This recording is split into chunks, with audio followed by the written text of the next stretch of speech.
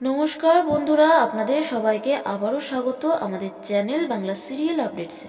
আসুন শুরু করা যাক আজকের ভিডিওটি। জি বাংলার বেঙ্গল টপার অভিনেত্রীকে নিয়ে আসছে আরও একটি নতুন সিরিয়াল জি বাংলার পর্দায়। হ্যাঁ, জি বাংলার গৌরী এলো সিরিয়ালের অভিনেত্রী মোহনা মাইতি আসছে তার নতুন সিরিয়াল আবারও জি বাংলার পর্দায়। গৌরী এলো শেষ হওয়ার পর মোহনাকে দেখা গিয়েছিল কে প্রথম কাছে এসেছে সিরিয়ালে জি বাংলারই, তবে সেটা সেরকমভাবে হিট করতে পারে।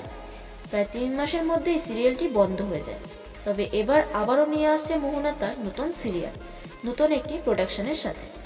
সৃজিত রায় এবং সৌভিকের উদ্যোগে আসছে এক নতুন প্রোডাকশন হাউস, আর এই প্রোডাকশন হাউসেরই নতুন গল্পে দেখা যাবে মোহনা মাইতিকে। শোনা গেছে এই সিরিয়ালে দেখা যেতে পারে অভিনেতা রুবেল দাসকে, মানে নিম ফুলের মতো সৃজনকে।